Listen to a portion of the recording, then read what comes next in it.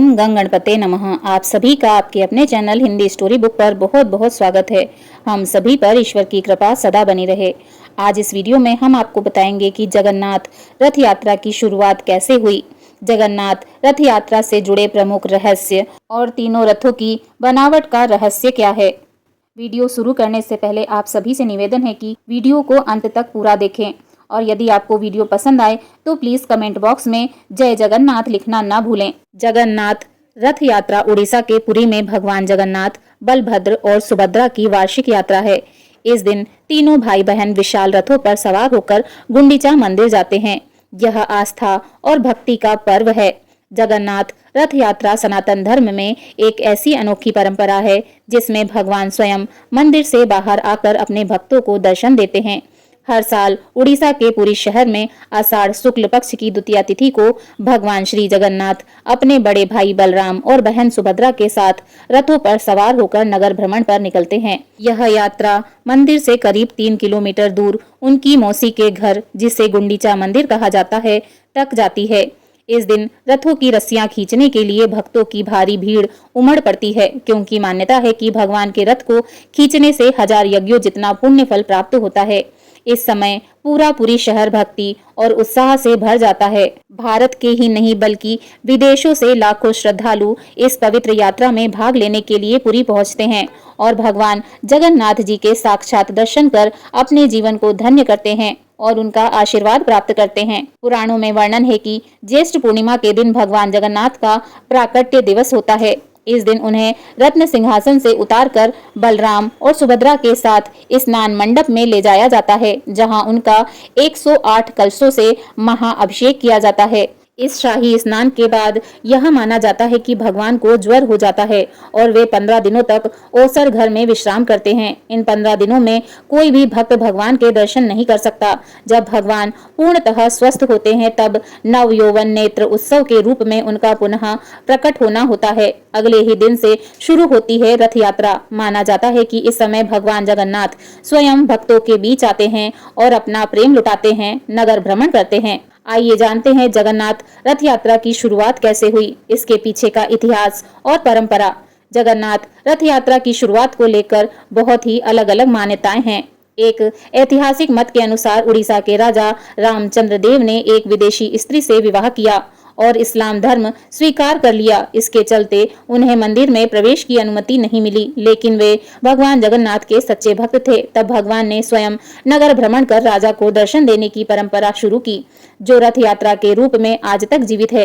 एक दूसरी लोकप्रिय कथा के अनुसार वर्णन मिलता है कि भगवान जगन्नाथ की बहन सुभद्रा जी ने एक दिन पुरी नगर घूमने की इच्छा जताई।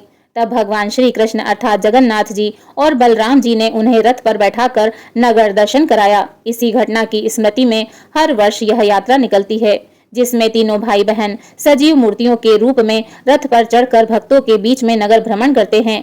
आइए जानते हैं रथ यात्रा से जुड़े प्रमुख रहस्य और मान्यताओं के बारे में। मान्यता है कि जब द्वारका में भगवान श्री कृष्ण जी का अंतिम संस्कार हो रहा था, तब उनके बड़े भाई बलराम जी यह दृश्य देखकर अत्यंत दुखी हो गए। वे भगवान श्री कृष्ण जी के पार्थिव शरीर को लेकर समुद्र की ओर चल पड़े और उसमें डूब जाने का निश्चय कर लिया।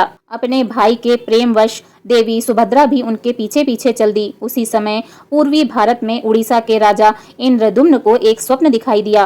राजा ने स्वप्न में देखा कि भगवान श्री कृष्ण का पार्थिव शरीर पुरी के तट पर तैरता हुआ मिलेगा। उन्हें यह आदेश भी मिला कि वे एक भव्य मंदिर का निर्माण कराएं और उसमें भगवान श्री कृष्ण, बलराम जी और सुभद्रा जी की मूर्ति स्थापित करें। साथ ही यह भी कहा गया कि भगवान की अस्थियां उनकी मूर्ति के भीतर एक खोखली जगह में सुरक्षित रखी जाएं। राजा इंद्रदुम्न को वास्तव में समुद्र किनारे भगवान की अस्थियां प्राप्त हुईं और उन्होंने तुरंत मंदिर का निर्माण कार्य प्रारंभ करवाया। लेकिन अब प्रश्न था कि इन दिव्य मूर्तियों को बनाएगा कौन। तभी एक वृद्ध बढ़ई के रूप में भगवान विश्वकर्मा जी स्वयं वहां पर आए।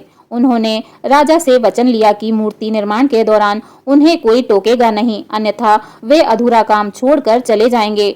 इधर जब कई सप्ताह बीत गए तो राजा मूर्ति देखने के लिए उत्सुक हो उठे और उन्होंने द्वार खुलवा दिए। जैसा कि चेतावनी दी गई थी, विश्वकर्मा जी कार्य अधूरा छोड़कर चले गए। मूर्तियां हाथ पैरों के बिना अधूरी रह गईं, लेकिन राजा ने उन्हें ही भगवान का साक्षात स्वरूप मानकर मंदिर में स्थापित कर दिया। भगवान श्री कृष्ण जी की अस्थियां भी उनकी मूर्ति के भीतर बनी एक विशेष खोखली जगह में रख दी गईं। हर 12 से 14 वर्ष में इन मूर्तियों को बदला जाता है, जिसे नवकलेवर उत्सव कहते हैं, लेकिन इन अस्थियों को ससम्मान नई मूर्तियों में स्थानांतरित कर दिया जाता है। आइए जानते हैं अब तीनों रथों की बनावट का रहस्य। इस यात्रा में 3 दिव्य रथ होते हैं, जो खास नीम की लकड़ी से हर साल अक्षय तृतीया से बनाए जाते हैं। सबसे खास बात यह है कि इन रथों को जोड़ने में न कील लगती है, न कोई धातु। ये केवल लकड़ी का प्रयोग करके बनाए जाते हैं। हर रथ की अपनी अलग पहचान और रंग होता है। बलराम जी का रथ ताल ध्वज बलराम जी का रथ नीले रंग का होता है और इसकी ऊंचाई लगभग 44 फीट होती है। यह रथ यात्रा में सबसे आगे चलता है, क्योंकि बलराम जी को बड़े भाई और मार्गदर्शक का स्थान प्राप्त है। सुभद्रा जी का रथ दर्प दलन सुभद्रा जी का रथ काले रंग का होता है और इसकी ऊंचाई लगभग 44 फीट होती है। यह रथ बीच में चलता है, दोनों भाइयों की सुरक्षा में। और भगवान जगन्नाथ जी का रथ नंदी घोष भगवान जगन्नाथ जी का रथ लाल और पीले रंग का होता है। इसकी ऊंचाई लगभग 44 फीट होती है और इसमें 16 पहिए होते हैं। यह रथ सबसे बड़ा होता है और रथ यात्रा में सबसे पीछे चलता है।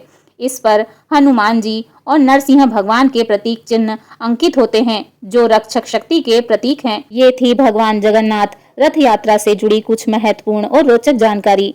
अगर आपको जीवन में कभी अवसर प्राप्त हो तो इस रथ यात्रा में जरूर भाग लें और दर्शन कर आशीर्वाद प्राप्त करें।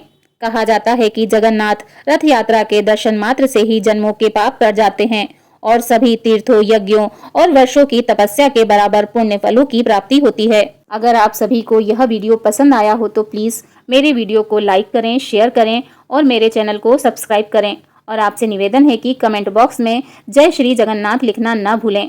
धन्यवाद। जय श्री जगन्नाथ।